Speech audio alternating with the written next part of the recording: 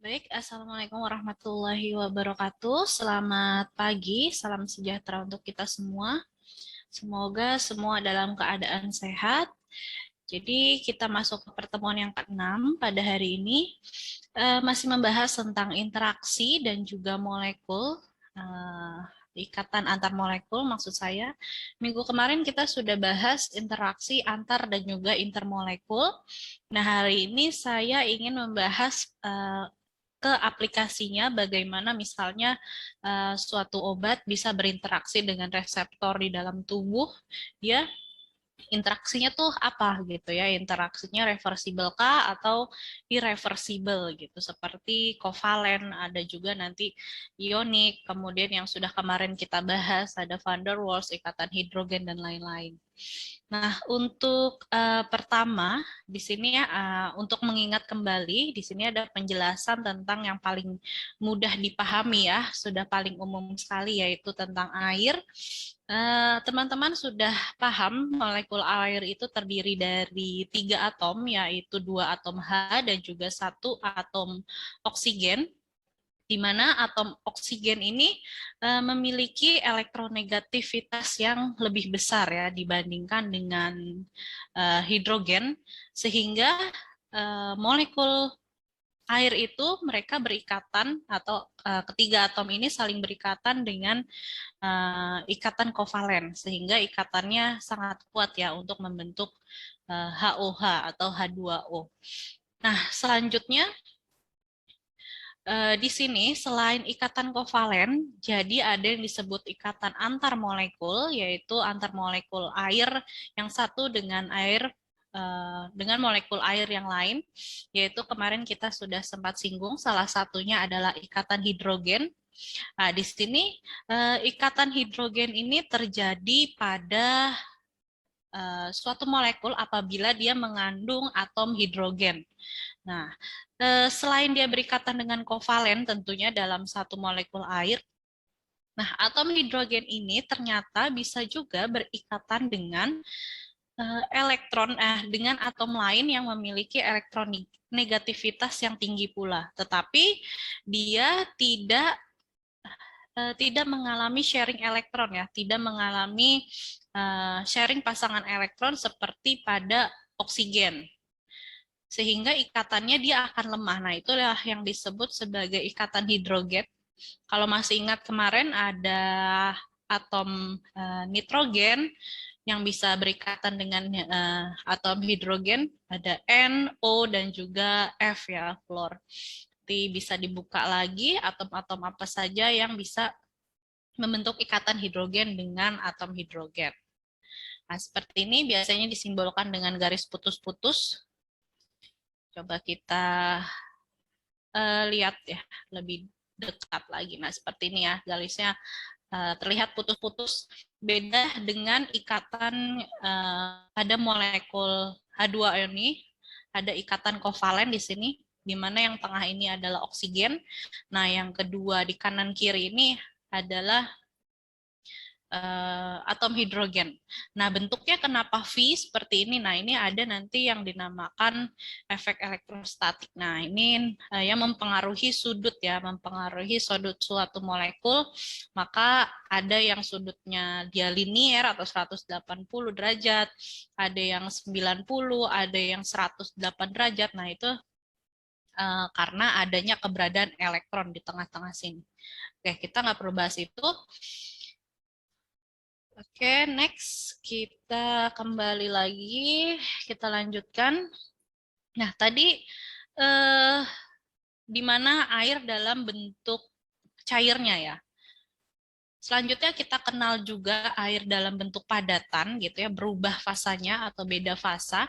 Nah, ini ada hubungannya juga dengan interaksi antar molekul tadi, ikatan hidrogen, di mana air pada kondisi padat, nah contohnya adalah es ya. Kalau air didinginkan menjadi bentuk es batu misalnya kita kenal ya. Nah, itu fasenya kan dia padat bentuknya ya, dia tidak menempati ruang tapi ya sesuai dengan bentuknya. Kalau kita perhatikan berdasarkan densitas, bahwa karena semakin rendah di sini ya, semakin rendah suhu. Yang pertama 100 derajat Celcius. Nah, semakin rendah suhu ternyata densitasnya akan meningkat ya. Di sini densitas gradually increase karena di sini semakin sedikitnya terjadi kontraksi ya. Maksudnya saling berkontraksi, saling bertubuhkan molekul-molekul air ini, sehingga gerakannya tuh akan semakin tidak tidak banyak ya dibandingkan dengan pada fase cair. Nah, di sini kita lihat ternyata densitasnya makin meningkat. Nah, tetapi di sini ada kelainan, yaitu bahwa pada suhu di bawah 4 derajat Celcius ternyata air di sini densitasnya malah menurun gitu, karena maksimal densitas air di sini 1 gram per sentimeter kubik. Mungkin kalau teman-teman di lab gitu ya, atau saat perhitungan anggapnya densitas air ya 1 gitu, tapi ternyata karena secara realita kita misalnya memasukkan es batu gitu ya, kenapa es batu itu bisa mengapung gitu, sedangkan kalau air misalnya dicampurkan dengan minyak, nah itu kenapa air yang ada di bawah gitu kan, mungkin sempat berpikir seperti itu. Nah, karena ini densitas suatu es gitu, es batu, kenapa dia bisa mengapung, ternyata benar dia di mana densitas yang di bawah 4 derajat Celcius, kan kalau udah bentuk es biasanya 0 derajat atau bahkan bisa di bawah, dia ternyata lebih rendah dibandingkan 1 di sini. Nah, oke, menarik membahas minggu kemarin sempat saya bahas tentang salju gitu. Nah, mungkin seperti di film-film gitu, ada yang menyimpulkan salju seperti ini gitu. Nah, kemudian saya penasaran apakah benar gitu ya, benar seperti itu atau memang supaya indah aja dibuat kartunnya bentuk seperti itu. Nah, ternyata memang sudah ada penemuannya dari tahun 1500-an ya, sudah berapa abad yang lalu sebenarnya sudah dilihat dengan mikroskop oleh ilmuwan.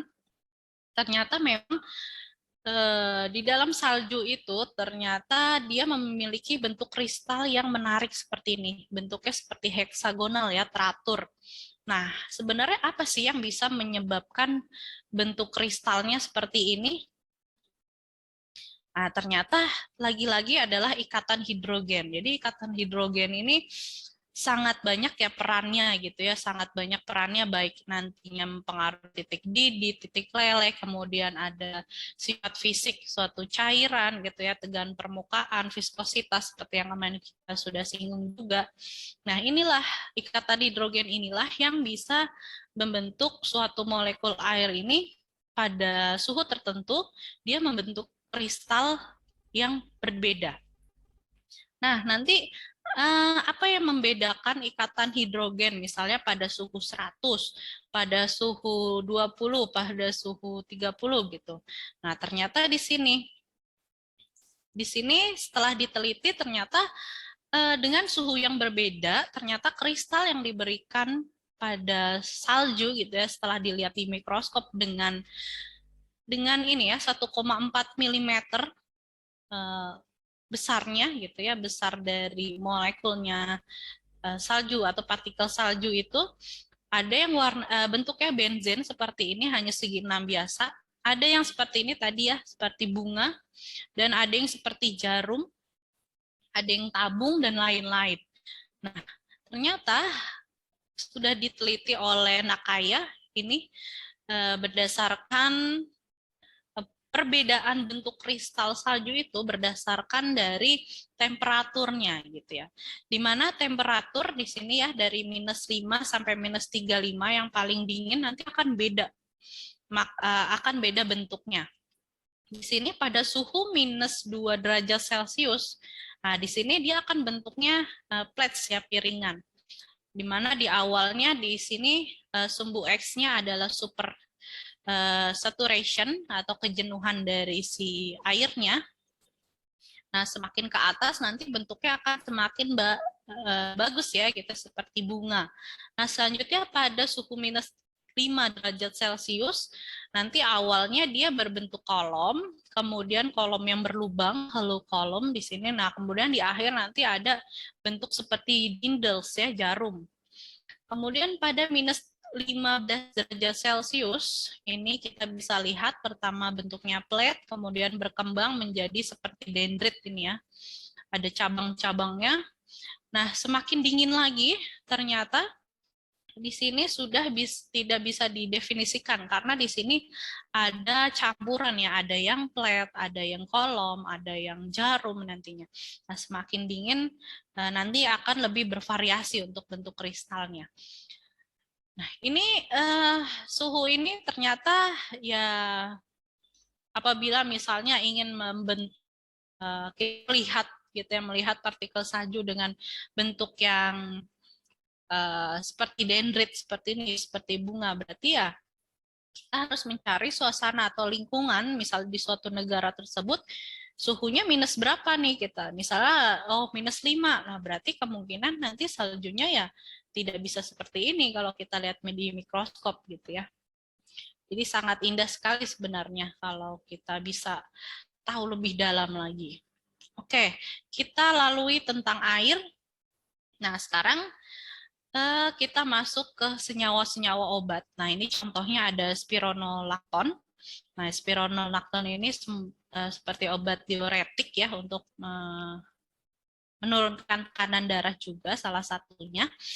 Nah, ternyata spironolakton ini dia memiliki bentuk kristal yang berbeda-beda. Nah, di sini contohnya ada 2 bentuk kristal. Yang pertama adalah monochromik gitu ya. Dan di sini ada ortorombik ya, monoklinik dan juga ortorombik. Monoklinik ini biasanya bentuknya simpel ya, di sini digambarkan seperti needles atau jarum, hanya panjang aja. Nah, ini kalau dibentuk suatu molekulnya seperti ini, dia susunannya itu ya linear gitu, sehingga nanti bentuknya ya linear saja. Nah, sedangkan kalau yang form kedua adalah ortorombik. Nih, ortorombik ini hampir bentuknya itu sisinya banyak ya. Dikatakan ortorombik adalah memiliki sisi banyak gitu, sudah tidak terhitung ya, ada di bagian sini, sini. Nah, bentuknya karena molekul dari spironolakton ini susunannya sudah beda-beda ya, tidak linear seperti pada monoklinik. Nah, dari bentuk kristal ini ternyata nanti akan menghasilkan titik leleh yang berbeda juga. Nah, di mana bentuk yang pertama dia memiliki titik leleh 205 derajat Celcius. Nah, untuk bentuk yang kedua nanti akan memiliki titik leleh 210 derajat Celcius. Nah, ini hubungannya apa? Hubungannya kenapa saya memperkenalkan gitu ya, memperkenalkan kenapa sih kristal tuh perlu dipelajari gitu ya bentuk kristal. Karena ternyata di penemuan obat juga ini menjadi penting gitu ya. Salah satu faktor yang perlu dipertimbangkan. Nah, salah satunya ini paracetamol lah yang paling gampang atau paling sering ya, paling sering dikonsumsi masyarakat gitu. Pusing dikit minum paracetamol, demam gitu ya. Nah, contohnya di sini bentuk yang satu ini kita lihat dengan SEM ya, elektron mikroskop, lebih real lagi gitu ya, walaupun tadi di visualnya monoklinik gitu ya, monoklinik seperti ini gitu ya kalau digambarkan, tetapi ini untuk memudahkan ya, untuk menggolongkan biasanya digambarkan lebih mudah, tetapi pada kenyataannya dia tidak semua partikel dari paracetamol ini misalnya adalah monokliniknya rapih semuanya. Di sini ada yang bentuknya tidak beraturan juga gitu. Tapi paling banyak bentuknya adalah monoklinik. Sedangkan yang kedua ini, form yang kedua, dia bentuknya ortorombik. Nah, bedanya apa? Nah, ternyata dengan bentuk kristal senyawa aktif paracetamol yang berbeda ini nanti kestabilan pada temperaturnya juga akan berbeda. Karena tadi contohnya di spironolakton, di sini titik lelehnya aja udah beda. Beda 5 derajat itu sangat mempengaruhi ya kalau di senyawa aktif gitu untuk penelitian selanjutnya. Nah, di sini ternyata bentuk nomor 1 yang ternyata kalau untuk paracetamol ini lebih stabil secara termodinamik ya dan pada suhu ruang, sehingga pada bentuk monoklinik ini akan lebih dipilih oleh produsen ya untuk membentuk suatu untuk diproduksi. Jadi lebih memilih untuk bentuk yang monoklinik yang form 1. Gitu. Jadi maksudnya di sini walaupun form yang kedua ortorombik pada contoh senyawa yang lain ya, dia lebih tinggi misalnya. Nah, ini bukan berarti semakin tinggi suhu berarti semakin baik gitu untuk digunakan gitu, belum tentu. Kan bisa, ini belum ditinjau dari kestabilannya. Misalnya kestabilan itu apakah bentuknya itu mudah berubah atau tidak, atau dia stabil terhadap lingkungan atau tidak. Nah, perlu dikaji lebih lanjut. Nah, ini yang sudah saya dapatkan referensinya bahwa paracetamol dengan bentuk monoklinik, dia memiliki kestabilan termodinamik ya. Kestabilan termodinamik ini ya berhubungan dengan suhu, kemudian berhubungan dengan tekanan, seperti itu. Dan ini stabilnya pada temperatur luang, karena memang secara umum untuk obat-obat ini penyimpanannya kan hanya di suhu ruang ya, tidak di dalam kulkas ataupun malah dikenakan sinar itu malah rusak gitu. Oke, selanjutnya kita lanjutkan tadi berhubungan ya dari bentuk itu, apa yang membuat bentuk itu ya salah satunya ada ikatan hidrogen. Nah, kita sekarang kembali lagi ke peranan, jadi peranan obat. Jadi aplikasinya ya, kalau kemarin sudah saya bahas teorinya tentang ikatan-ikatan baik ikatan antar dan juga intermolekul. Nah, di sini aplikasinya yaitu di mana peran obat atau interaksi obat di dalam tubuh itu seperti apa. Nah, nanti sebenarnya akan dipelajari dia di di farmakokinetik atau farmakodinamik gitu ya, nanti di mata kuliah lain. Cuman untuk bisa menghubungkan gitu ya, mengapa penting untuk dipelajari. Jadi yang pertama ini saya berikan awalan saja ya, introduction aja. Jadi salah satunya adalah mekanisme obat masuk ke dalam tubuh itu pertama adalah menghambat kerja enzim. Nah, menghambat kerja enzim ini nanti penjelasannya ada di sini. Jadi obat di dalam dengan sel ini, dia si obat ini dapat ibaratnya itu menyerupai menyerupai enzim tertentu misalnya ya, untuk bisa menghambat suatu enzim.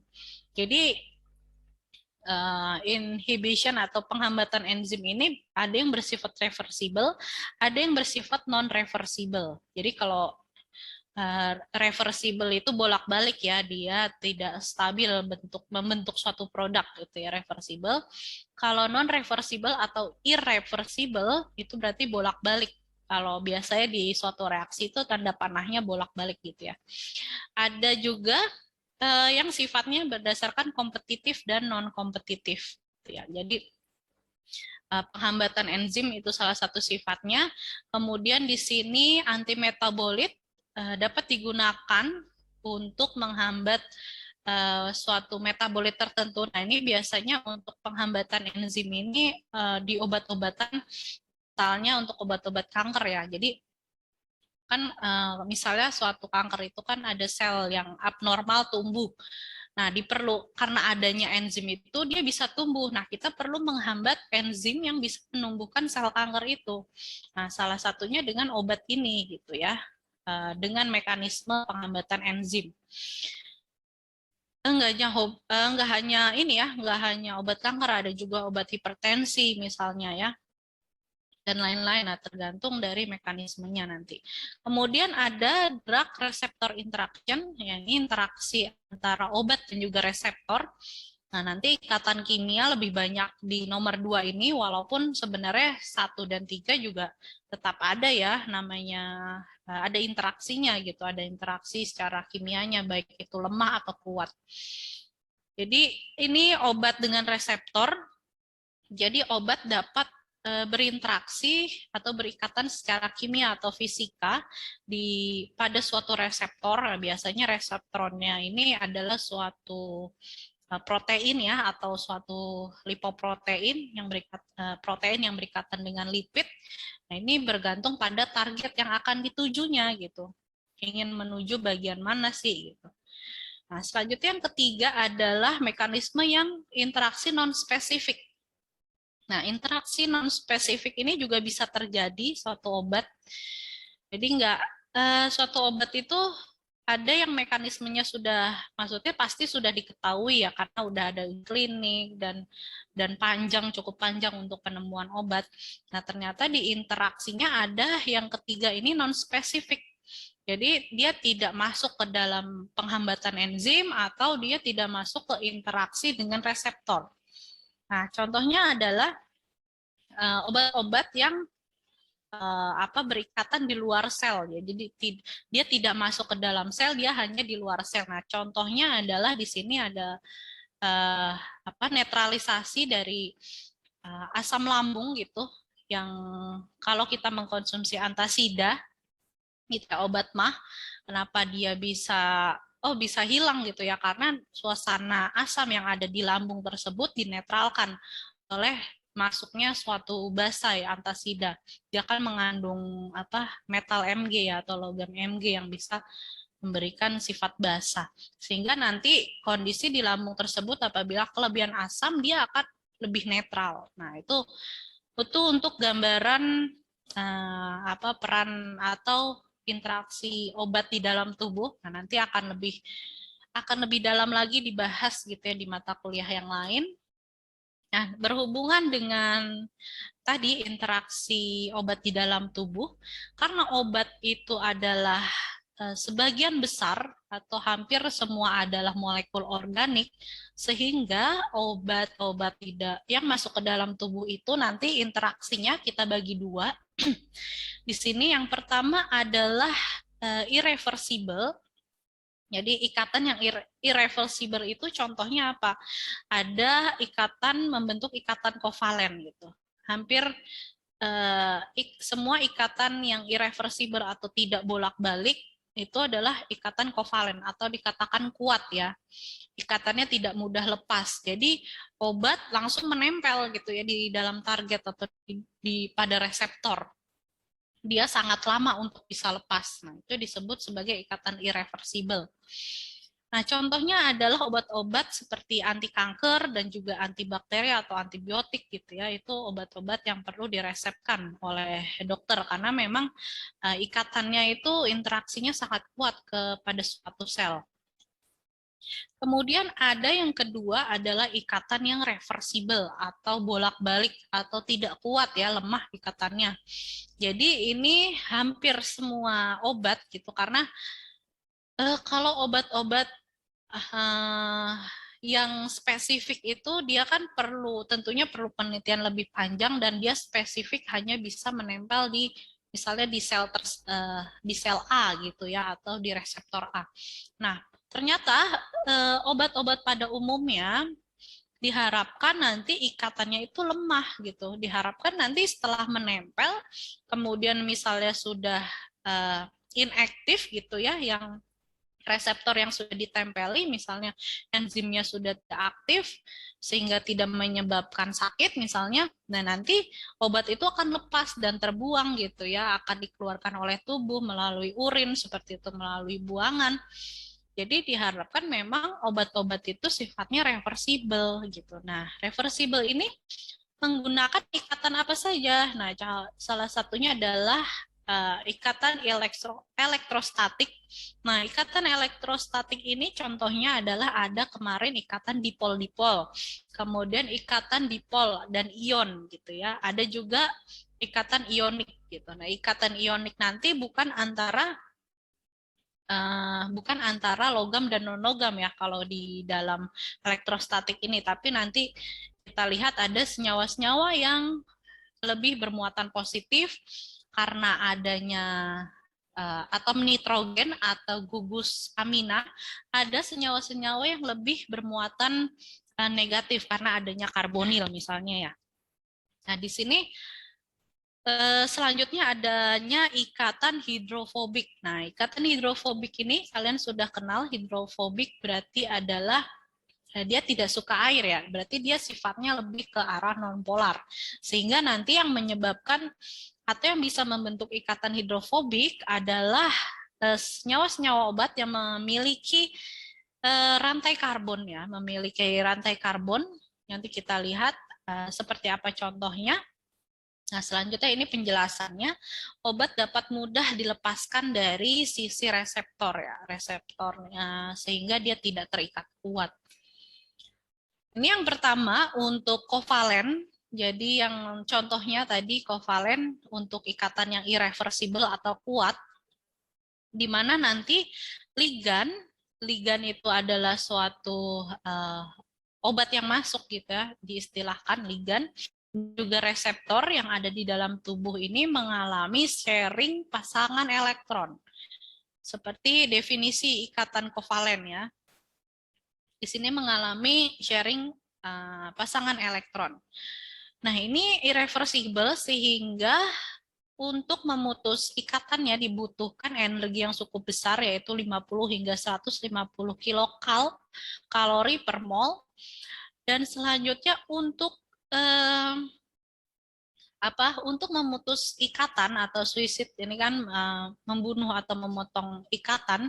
Nah, ini berarti dibutuhkan penghancuran reseptor gitu ya. Dibutuhkan penghancuran reseptor sehingga baru bisa putus gitu. Karena ikatannya sangat kuat. Makanya tadi ya contohnya adalah antibakteri atau misalnya antibiotik. Jadi dibutuhkan, memang diincar adalah bakteri tersebut ya mati gitu, masuk dinding sel, kemudian proteinnya bisa hancur. Nah, sehingga nanti akan lepas gitu ya untuk obatnya dan bisa dikeluarkan. Kemudian aging di sini adalah pemeraman atau lamanya obat gitu ya, lamanya obat yang bersifat irreversible ini berinteraksi gitu, di mana nanti contohnya ada endoktosis dan juga destruksi kimia. Nanti kalian bisa cari endoktosis tuh seperti apa. Nah, seperti misalnya adalah material gitu ya, material asing dari luar untuk masuk ke dalam, melewati dinding sel, masuk ke dalam suatu sel itu melalui tahap endoktosis. Nanti coba dicek seperti apa. Nah, itu ikatannya adalah nanti ikatan harus membutuhkan ikatan kovalen gitu untuk bisa mengalami endoktosis ini. Nah, selanjutnya tadi reseptor yang sudah hancur, nah ini perlu untuk sintesis reseptor yang baru lagi perlu dilakukan recovery gitu, nggak bisa otomatis langsung terbentuk lagi, maka dibutuhkan istirahat misalnya untuk pembentukan sel baru lagi gitu. Nah, ini contohnya untuk reaksinya. Contohnya adalah alkilasi. Mungkin kalian belum belajar ya kalau di kimia organik, nanti akan dibahas tentang reaksi-reaksi, contohnya alkilasi. Nah, alkilasi ini adalah pertukaran ya, gampangnya adalah substitusi, di mana di sini ada obat penoksibenzamin, molekulnya seperti ini, penoksibenzamin. Nah, kita di sini fokus kepada molekul dari halida atau CL-nya ya. Halida itu kan salah satunya atom Cl. Nah, atom Cl ini di dalam suatu molekul, dia merupakan gugus leaving group yang gugus halida itu leaving group yang baik, atau Cl ini akan mudah dilepaskan gitu ya, akan mudah dilepaskan dari molekul obat ini sehingga nanti atom Cl ini akan digantikan oleh reseptor. Jadi ada reseptor yang mengandung halida juga. X ini merupakan simbol dari unsur-unsur halida. Apapun halidanya di sini bisa, atau di sini maksudnya X adalah nukleofilik ya. Di sini lebih spesifik lagi nukleofilik, berarti dia suka akan nukleus ya, suka akan bentuk yang positif. Contohnya di sini adalah unsur-unsur S, kemudian N dan juga oksigen. Kan kalau S ini biasanya di protein kan ada di cysteine ya. Kemudian N tentu semua protein mengandung N dan juga semua protein ada mengandung O. Jadi ini umum sekali ya untuk atom-atom atau unsur-unsur S, N, dan O di dalam tubuh. Jadi X ini adalah ini, 3 atom ini, dia merupakan suatu reseptor. Jadi tadi ya Cl akan keluar, kemudian nanti akan digantikan, ini yang tengah ini adalah bentuk intermediate-nya. Jadi kemarin sempat dibahas ya tentang aktivasi ya, tentang energi aktivasi yang kemarin saya sempat singgung, di mana suatu reaksi yang ada di biokimia biasanya ya, karena molekulnya cukup besar juga tersusunnya, dia akan mengalami fase intermediate, di mana seperti ini, pembentukan senyawa intermediate, senyawa tengah sebelum nanti membentuk suatu produk akhir ya, atau hasil akhirnya. Ini bentuk intermediate-nya, Cl karena sudah dilepas, sehingga tadi ikatannya akan membentuk ini, siklo trip dengan sisi 3. Kemudian karena adanya X masuk, sehingga nanti ikatannya akan terbuka lagi. Nah, nanti akan berikatan dengan ini tadi, phenoxybenzamin yang telah kehilangan Cl. Nah, di sini disebut sebagai alkylated receptor. Jadi ini sudah menempel ya pada reseptor dan ikatannya kuat di sini, ikatannya kovalen, sulit untuk diputuskan. Nah, selain alkilasi ada juga fosforilasi. Nah, proses reaksi fosforilasi ini juga menghasilkan. Oke, baik. Kita lanjutkan lagi. Tadi sudah bahas tentang fosforilasi. Jadi fosforilasi ini adalah penempelan molekul fosfor ke dalam suatu enzim. Mereka berikatan secara kovalen, sehingga nanti suatu enzim tersebut bisa mengalami N-aktivasi gitu ya, atau bisa mengalami penghambatan aktivitasnya.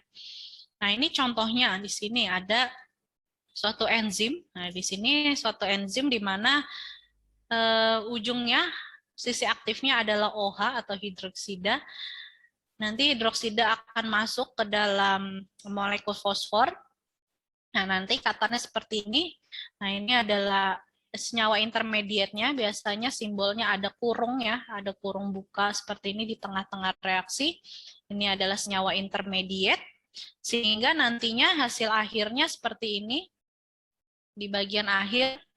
Nah, nanti ikatannya akan mengalami fosforilasi ya. Di fosforilasi ini contohnya adalah reaktivasi dari asetilkolinesterase. Nah, asetilkolinesterase ini ada di mana-mana ya, bisa ada di saraf atau di jaringan-jaringan. Nah, ini salah satu pengaktifan dari suatu enzim. Ini untuk mereaktivasinya maka diperlukan reaksi fosforilisasi. Nah, selanjutnya adalah reaksi asilasi. Reaksi asilasi ini dapat dikatakan adalah reaksi penggabungan ya, reaksi asilasi ini, di mana kita bisa lihat di sini protein, suatu protein misalnya. Nah, di sini kan bagian ujungnya ada yang disebut sebagai glutamina dan ada yang karbonil ya. Nah, karena di sini yang aktif sebagai untuk bisa berinteraksi gitu, misalnya dari suatu obat di sini, nah dia bisa berinteraksi pada gugus karbonil di sini. Bisa masuk sehingga nanti akan membentuk seperti ini. Produk di mana proteinnya berikatan dengan senyawa obat. Selanjutnya ada metalisasi. Metalisasi ini adalah pemutusan ya, pemutusan ikatan di mana mereka saling bertukar. Nih, pemutusannya berada di tengah bagian sini. Kalau diperhatikan ya, jadi RAS ini akan berinteraksi dengan protein. Jadi di sini dipotong, misalnya contohnya bisa cysteine juga. Sebentar. Di sini akan terputus sehingga nanti protein akan berikatan ke sini ke S. Itu karena S-nya ada 2, berarti ada 2 molekul protein yang bisa berikatan. Nah, kemudian OH gitu ya. OH ini kemana? Karena di sini akan terputus gitu. Putus di sini. Nah, HS di sini akan berikatan atau akan terpisah gitu ya dengan Ra. Itu dinamakan reaksi metalisasi. Ada pemutusan, tetapi ikatan antara protein dengan RAS ini nanti ikatannya kovalen ya mereka. Ini juga kovalen sehingga ikatannya kuat. Kemudian ada yang disebut sebagai ikatan yang reversible atau bolak-balik atau dia lemah ya. Contohnya adalah ikatan ionik. Nah, di sini ikatan ionik di sini kita bahas masih pada senyawa organik ya. Kalau minggu lalu mungkin pahamnya kalian ionik itu adalah suatu garam, senyawa garam ya, ada misalnya NaCl karena dari logam dan non-logam. Nah, ikatan ionik ini juga bisa terjadi pada senyawa organik di mana senyawa organik atau senyawa obat itu mengandung suatu gugus fungsi penghasil ion. Nah, misalnya di sini untuk oksigen karena dia kaya akan elektron, dia akan memiliki muatan negatif ya. Dia akan memiliki muatan negatif di sini. Sedangkan kalau untuk N gitu NH2 misalnya, dia akan memiliki muatan yang positif di sini. Sehingga nanti akan mereka berdua akan mengalami ikatan ionik gitu karena di sini ada yang negatif, ada yang positif sehingga nanti mereka bisa berikatan. Nah, ini adalah contoh interaksi ionik di mana ini adalah suatu reseptor. Reseptornya bisa suatu enzim ataupun misalnya tadi ya senyawa-senyawa protein. Ini adalah suatu reseptor gugus di ujungnya adalah NH, berarti ini adalah suatu protein, di mana ini adalah suatu senyawa obat misalnya. Nah, maka kita harus untuk mengincar atau ingin menyerang suatu reseptor dengan gugus yang kation seperti ini, berarti kita harus membuat obat yang bisa memiliki muatan yang negatif, yang lebih kuat gitu. Nah, sehingga dia bisa berinteraksi. Nah, ikatannya ini lemah interaksinya karena sangat mudah putus gitu ya. Dia disebut sebagai reversible. Nah, contohnya ion-ion apa saja di sini ada karboksil, sulfonamid, kemudian ada alifatik amino gitu ya yang bisa membentuk suatu ionik ya. Kalau karboksil berarti minus, sulfon juga minus, kemudian amino di sini bisa plus. Nah, contohnya seperti pada protein tentunya pada umumnya ya. Protein ini misalnya adalah NH2 atau misalnya di sini ada N quaterner. Kita tinggal lihat ya dia lebih lebih memiliki afinitas ke arah mana, ke arah positif kah atau ke arah negatif kah. Kalau nanti kita bisa lihat gitu ya dari kalau nanti kalian sudah belajar tentang kimia organik, ada yang disebut sebagai elektrofil atau neoklofil gitu ya. Nanti akan bisa tahu mana sih yang lebih bermuatan positif atau yang bermuatan negatif. Nah, nantinya dia akan bisa membentuk ikatan ionik di sini. Selanjutnya ada ikatan dipol-dipol dan juga ion dipol. Nah, ini interaksi antar molekul ya, kalau kemarin kita bahas. Nah, ini ikatan dipol-dipol atau ion dipol dapat terjadi karena adanya elektronegativitas, kemudian adanya dipol atau kutub ya. Kemarin simbolnya seperti ini.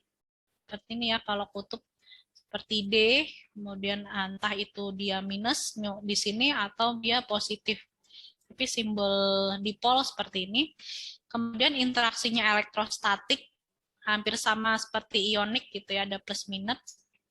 Nah, ini contohnya pada gugus-gugus fungsi karbonil, ester, amida, eter, nitril, dan juga gugus fungsi yang lain gitu yang bisa membentuk suatu dipol. Nah, kalau dipol-dipol biasanya simbolnya seperti ini. ada D positif, berarti nanti akan berinteraksi titik-titik dengan yang negatif. Nah, nanti yang dan sebaliknya gitu ya, negatif dengan yang positif bisa berinteraksi. Kalau yang dipol ion, berarti kita harus cek gitu. Misalnya yang bisa membentuk ion atau bisa membentuk suatu positif tuh atom-atom apa saja gitu ya. Dan harus cari tahu itu gimana menentukan suatu atom dalam suatu gugus fungsi itu muatannya negatif atau positif atau hanya dipol-dipol kah, itu yang perlu dicari tahu oleh kalian. Nah, yang dikatakan dipol ion berarti dipol yang bisa berinteraksi dengan suatu ion, baik itu ion negatif atau positif. Kalau ionnya adalah negatif, berarti nanti akan bisa berinteraksi dengan dipol yang positif yang ini, ya. Dia akan berinteraksi dengan ion yang negatif. Nah, selanjutnya ada yang disebut sebagai ikatan hidrogen. Nah, ikatan hidrogen ini adalah donor dan aseptor ya. Jadi ikatannya lemah. Ini ada contohnya ada di gugus fungsi karbonil, kemudian hidroksil, amino, dan juga imino. Jadi tadi ya yang bisa berikatan hidrogen dengan atom H ada apa saja, ada O, kemudian ada N, dan ada F. Nah, paling banyak di dalam tubuh kan tentu oksigen dan juga nitrogen ini ya, dua atom ini yang paling banyak. Nah, contohnya seperti ini. Ini adalah suatu reseptor yang digambarkan garis melengkung-melengkung seperti ini adalah reseptor, di mana reseptornya ini memiliki memiliki sisi aktif suatu hidroksil OH. Di sini ya sisi aktifnya OH. Nah, ternyata dia diberikan suatu obat. Nah, ternyata interaksinya ada ikatan hidrogen gitu di sini.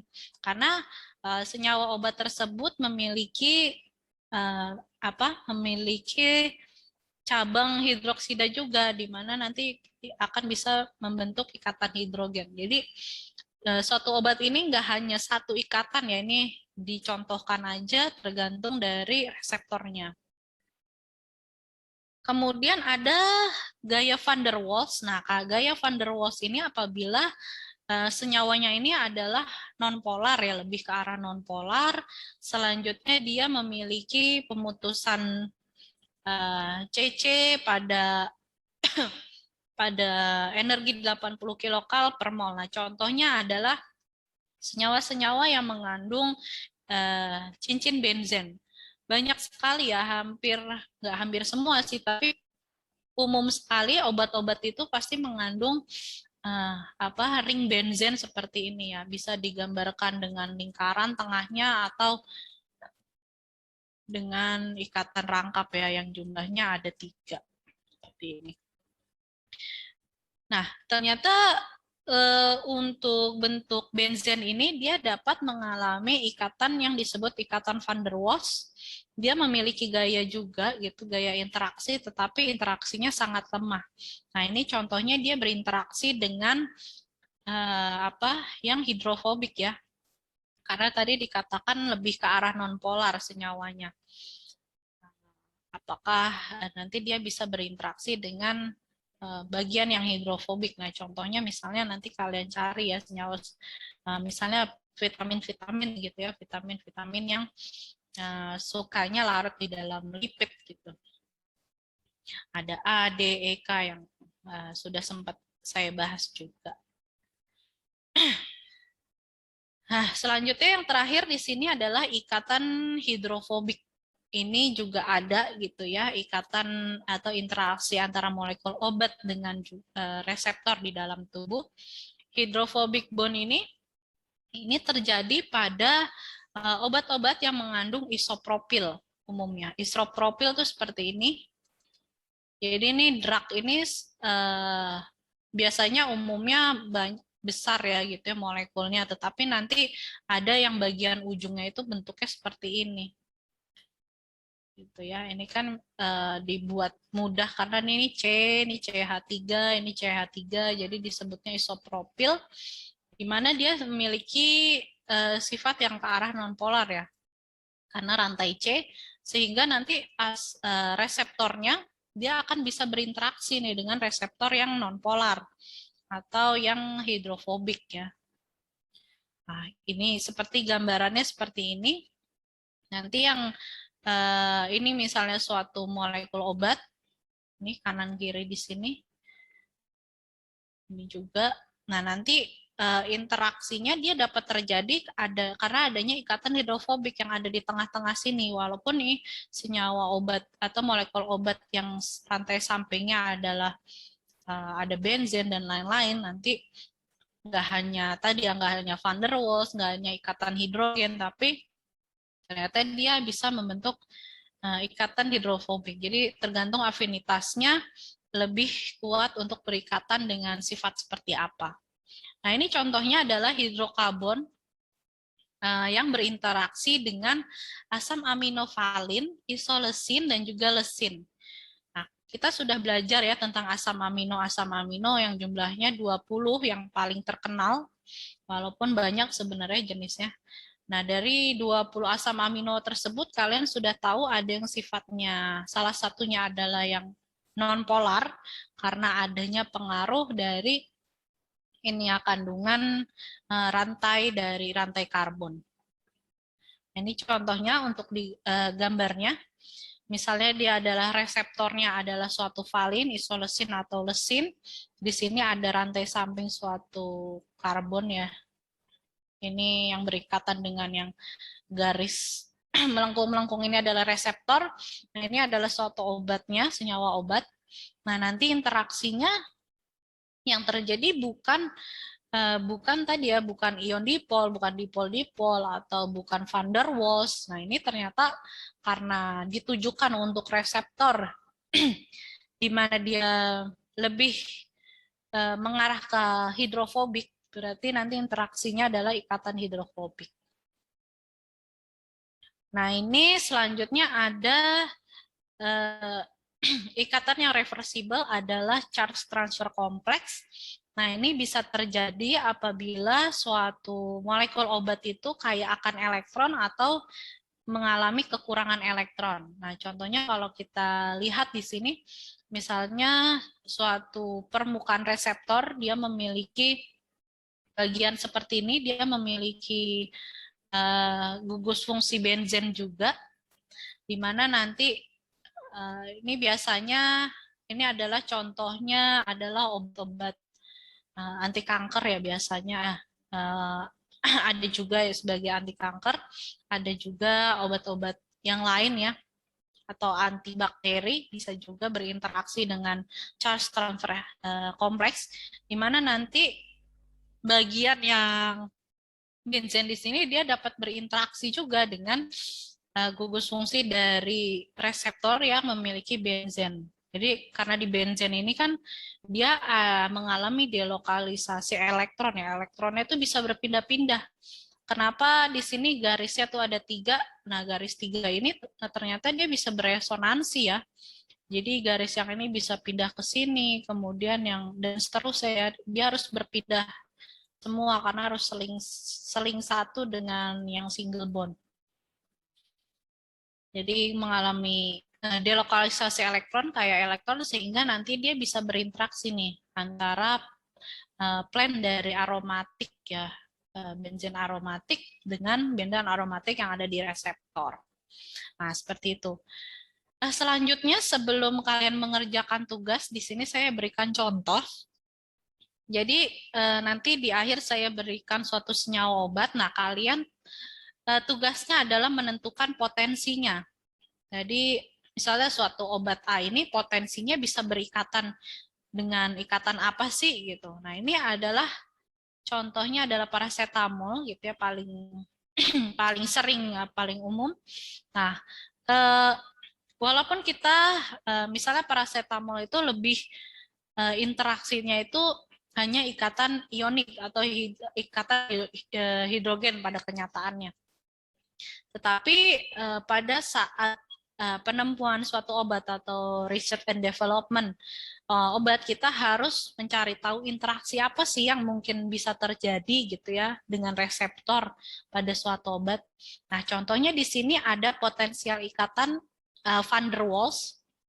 Nah, ikatan van der Waals tadi masih ingat dia bisa terjadi di antara apa? Kemudian ikatan ionik.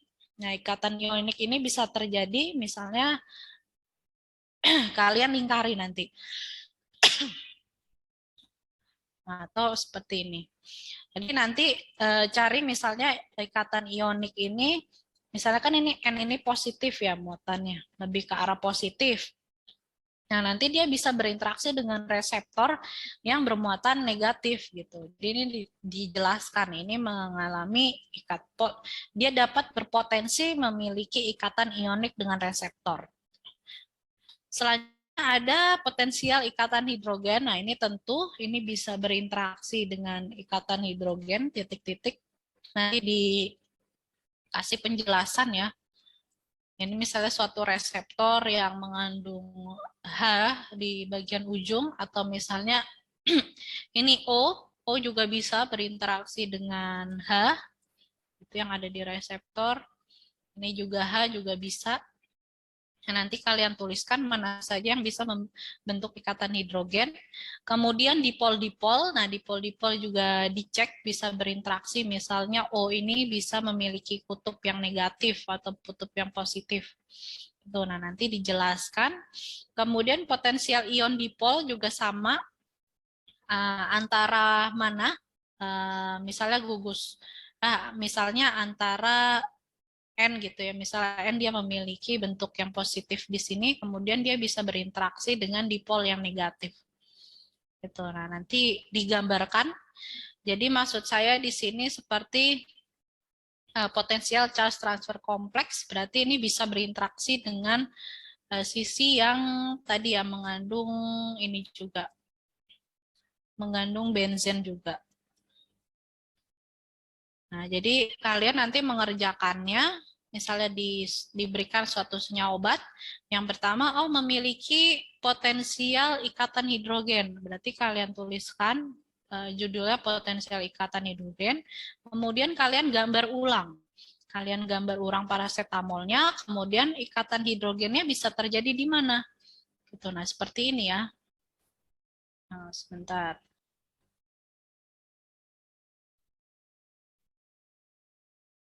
Saya hapus dulu biar.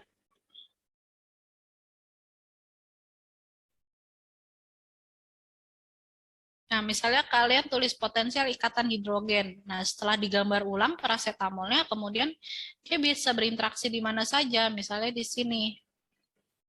Nah, ini adalah suatu reseptor. Nah, seperti tadi ya digambarkan reseptornya dikasih garis-garis melengkung.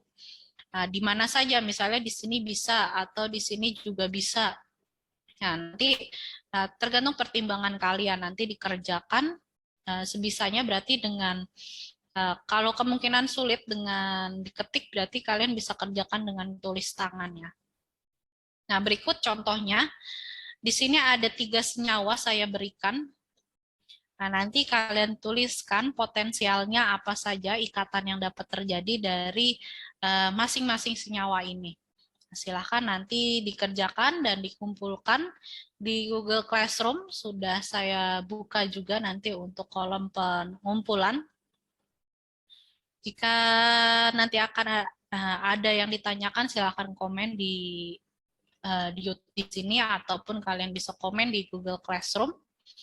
Oke, baik. Terima kasih atas perhatiannya. Saya tutup untuk pertemuan hari ini. Wassalamualaikum warahmatullahi wabarakatuh.